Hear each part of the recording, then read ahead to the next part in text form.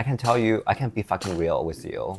I mean, sometimes you can be difficult to work with, dog. Oh my god, here we go. Me. No, okay.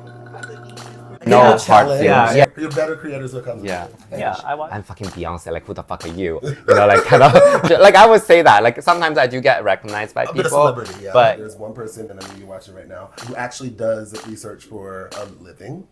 And he said, I cannot watch that shit. Just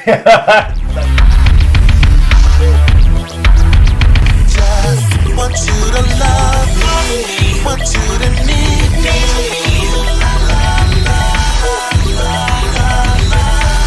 Want you to never leave my side. That's why I'm giving more. Ohio! Welcome back, everyone, to another interview segment of Nicho Radio. I am not in Beast Tokyo. I am not in Beast Tokyo today. For today's very, very special edition, I've invited my friends. All of you queers out there know these guys from tokyobtm, Andrew and Ming. hi, Tokyo Tops. The one or two or three is out there. I really wanted to bring you on because if you didn't know, these guys have had their channel up for now 5 years. I'm just so proud of them. Of course, I've been on the channel for a couple of episodes. Hi, Tokyo Tops. Hello, Tokyo Hoes. Hi, Tokyo Tops. Hi, Tokyo Hoes. Hi, Tokyo Hoes. Hi, Tokyo Hoes. Hi, Tokyo Tops. Hi, Tokyo Tops. Hi, Tokyo Hoes. Hi, Tokyo Tops. Hi, Tokyo Hoes. The mayor of chome. It's so refreshing and so inspiring to see you guys just have that success and keep it going. So I wanted to have you on for your anniversary. Thank you. Releasing the video on their anniversary. Thank you. Go and check out tokyobtm. They've got lots of contents out there, and if you don't know them, you will know them now. So, guys, I mean, I saw you guys came by my birthday just the other day. Happy birthday! And we're surprised he's here. I told you. Last night I saw him. He had this amazing hat. You saw the hat. Wear headpiece. Headpiece. Well, yeah. And I was like, bitch, if you come to my house tomorrow in that headpiece, I know that you just woke up in a bush somewhere and just came straight over. But I bet you look different. I feel it would be more dramatic and fun. right? Yeah. Yeah. It was a good look. I at Yeah. least showered. That's Good, the one thing I can tell you I did. I brushed my teeth. Good. But yeah, so I'm here today. I'm ready for talking with you guys, and I just want to highlight your success and your accomplishments. Thank you. So, as I mentioned, it's 5 years. Would you like to tell the people, briefly, why you started the channel? I feel like I've been So telling this- these stories many times, but to put everything in short, it was the start of COVID, and we were both, like at home and just a lot of like free time. Because previously we kind of like just like say it as a joke that we're gonna start like a YouTube channel and talk about like Japanese gay experience. So and we in the beginning we had lots of ideas, but majorly want to talk about a foreigner's experience of living in Japan. So that's how we started. And Andrew, how do you feel about finally getting it started with Ming?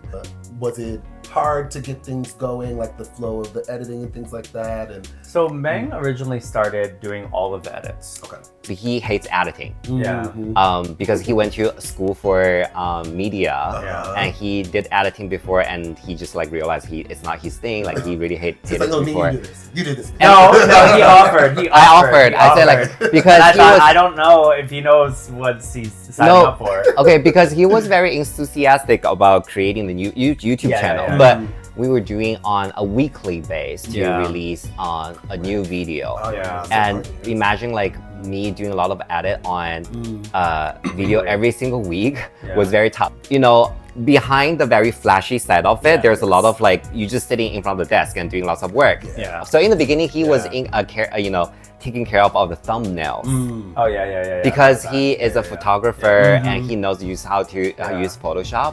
And I'm actually really shy, so like I prefer doing something like creation, like creativity, and also like create like a new project. So I'm fine with that, but not on a weekly basis. You know, like that was very crazy. We were growing, and that's good, but that brings a whole bunch of difficulties with it and stuff like that. And I think navigating through that was a hard time.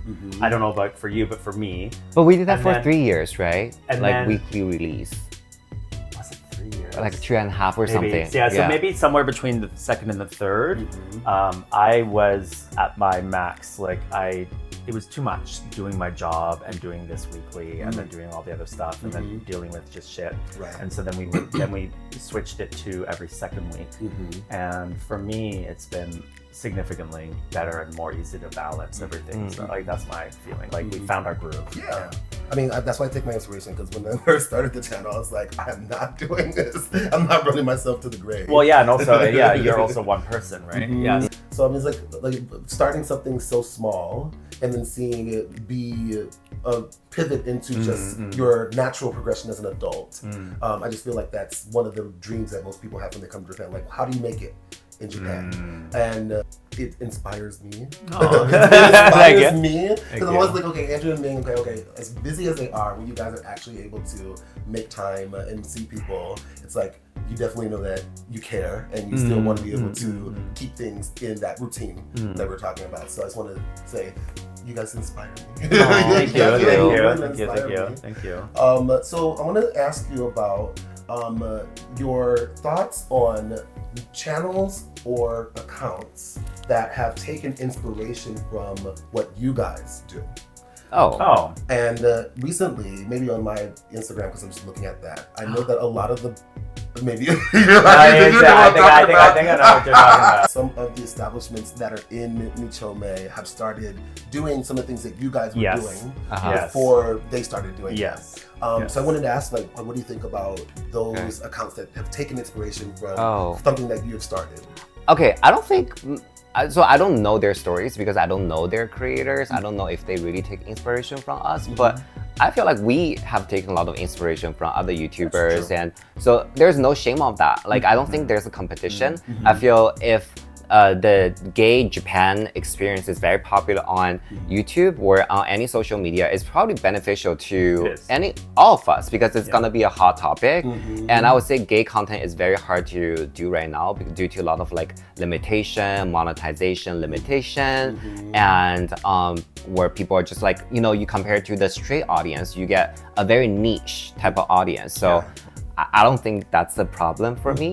Me, as a creator, I want to see we all win. So that's from, I cannot speak for you. That's how I think. I don't want to say us out. No, my feeling is that, so I do know the account you're talking about, and when I watch it, I'm like, I was like, oh, this is what we would be like if we were on TikTok or like Instagram stories. I see. It feels a little bit validating because being in this space can feel, I wouldn't say lonely. It's not like we're the only gay channel, but there are aspects where sometimes I feel the channel, you know, as you said, like we're limited by so many things. We're also in a niche. So when I see other channels pop up that are similar to ours, it then feels, okay, people are like vibing with this content. There is an interest in this, and people are, even if they are taking inspiration from us, it's like, feels like, okay, maybe we are on the right path. I think in the same style that you have done it for yourselves, I think they just kind of took that, they're using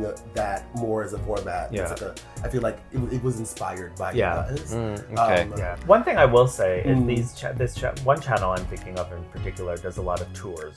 And I was out last night with you, and someone's like, I never see you out anymore. And I'm like, well, yeah, because I'm doing a lot of shit, okay? Like, I'm busy.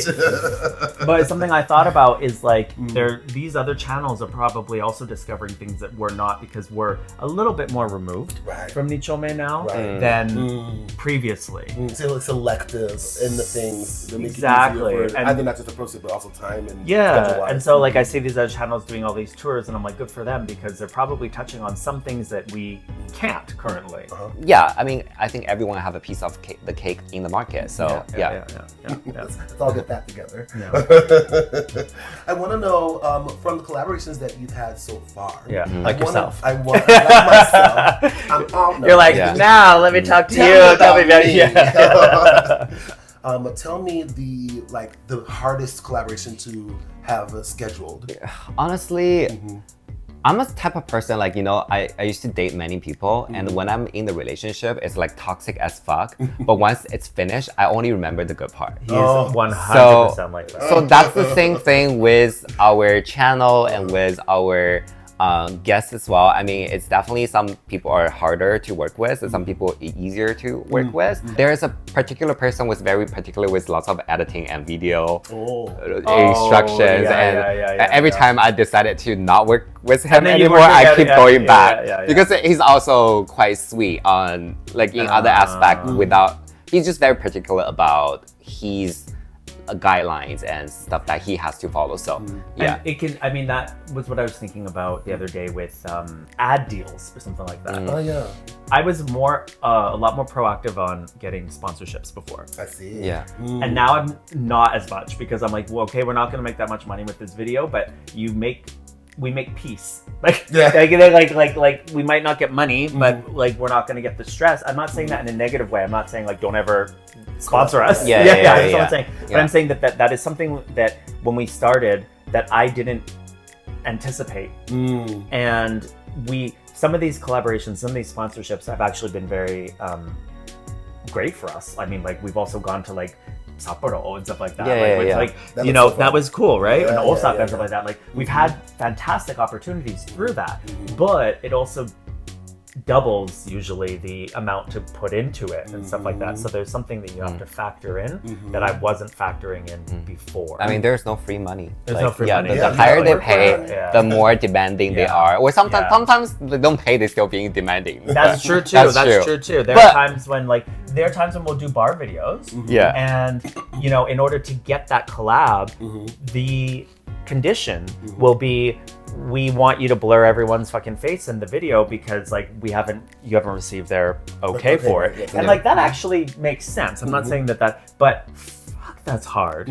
There have been times I actually gave Meng a video because I was like, I was editing it, but I was like, I cannot edit people's faces anymore because it's like one by one by one, and then when they're moving like this, you have to fucking track the face and all this stuff. And it's like, why did we do this collaboration with this bar? Because like I want to do this collaboration, and the bar did nothing wrong, but the extra stuff like that it can be hard. I can't be fucking real with you. Do it. Okay. Be straight with me, honey. I mean, sometimes you can be difficult to work with, dog. There's a particular person who's very particular with lots of editing and video instructions, every time I decided to not work with him anymore, I keep going back to work with dog. Oh my god, here we go. Me? No, okay. You are easiest person by flexibility and everything, but in the beginning of the video, because sometimes you give us some surprises and like the topic and everything, and it's later on it's a little bit like hard for us to navigate the video to the direction that we want to produce. So we have to like channel your fun and chaotic energy to a certain way for us to finish the product. And one of the videos particularly really hard to edit for us was the survey. Surveys was that was hard. a very long. Wait, okay, so I have a question for you. How do you explain I'm still single then? Because you refuse to die. That's It was a very long. It was a lot of content in that one video. I think we wanted to achieve a lot in that video, and that video did very well. Okay, but it was it would give me such a headache. I think about it now when you say that, and I was like, I can't imagine what they're gonna go through and pick out to put into it. I didn't know it was that difficult. but when I look back, like, I'm glad I did it. You know what I mean? So it's no hard feelings. You're better creators will come. I watched those videos because I think I did the second survey, and I already knew. We knew more going into it. Right. So I think for that one, I think we just skipped over some things like we didn't even ask for people to get. It was just like bing, bing, bing, bing, bing. Like these are the answers and stuff like that. But I watched that video the other day and it was fun. A lot of people were like, it caused a lot of like commotion in the comments. Oh my but goodness. right? Did you ever look at that? Yeah. But it was a fun video. I'm like watching back again. Sometimes when I go home from Nichome, I don't know why. It's probably because I'm drinking a little bit. I'll like watch some of our old videos and like that was one that came up that was fun. When you talk about the survey video, there's one person, and I know you're watching right now, who actually does research for a living. And he said, I cannot watch that shit. Like the method and the way you did it. And I said, well, you know, it's like half like just commentary because we want to comment on something. But we didn't want to like put our biases into it. I was like, can I ask you to do it with me next time? He's like, absolutely not. Just stay away from it. But honestly, I feel like the bias made it fun. Yeah. You know, it doesn't always have to be right because we're creating fun video for people to watch, to de-stress. It doesn't have to be pure reality. Because there's no seed in there. It doesn't have to grow into something. Literally. Use it to generate conversation. Right. It's just generation for conversation. I don't think people are looking at it for like academic level research, but maybe after 1,000 years, but like trying to learn human history. In bottom history.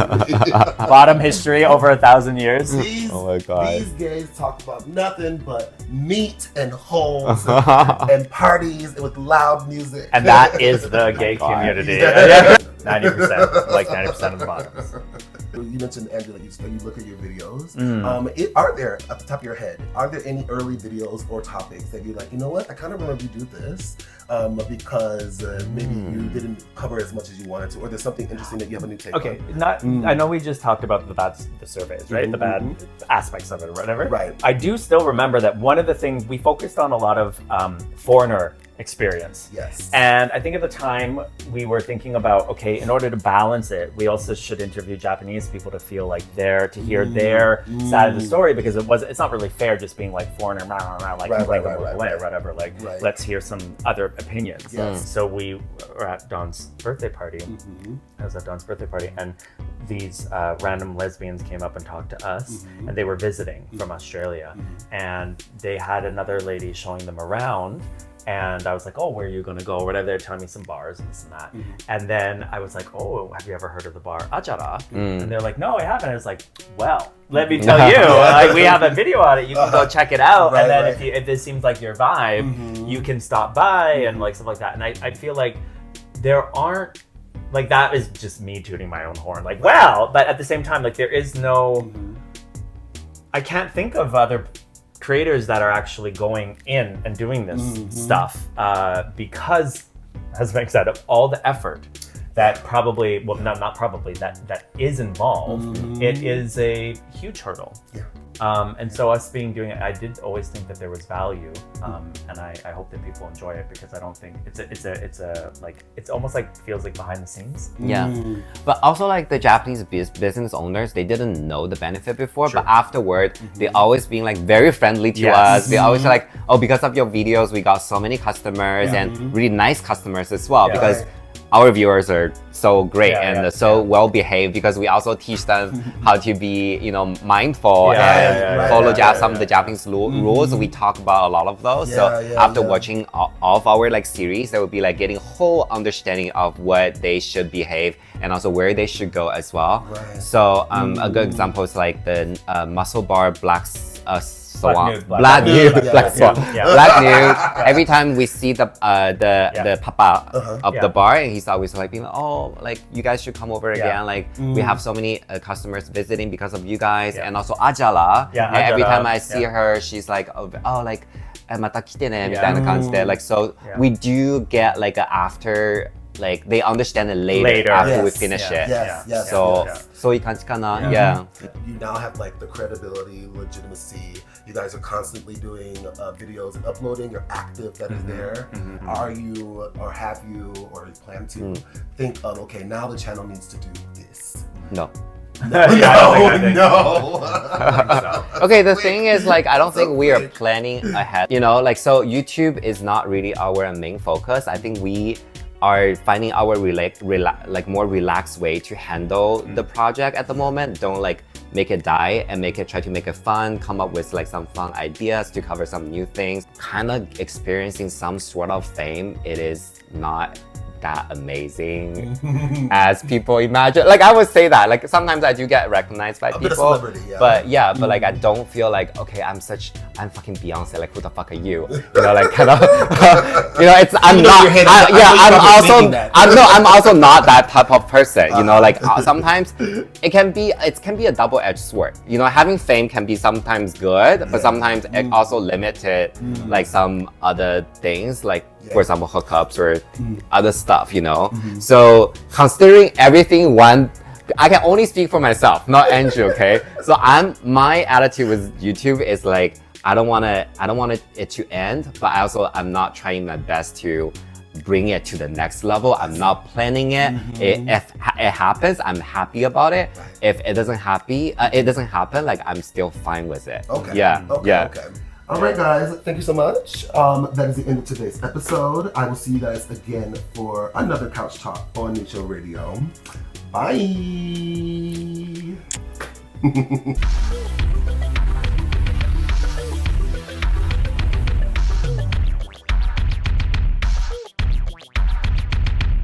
As a joke that we're gonna start like a YouTube channel and talk about like, you know, Japanese gay experience, like expose some haten places like the KO line, whatever. And that's the topic that he wanted to. Is it KO line, right? I'm not telling you which one that was. Saikyo line. No. No. Well, let's just be honest, right? Let's don't pretend it doesn't exist.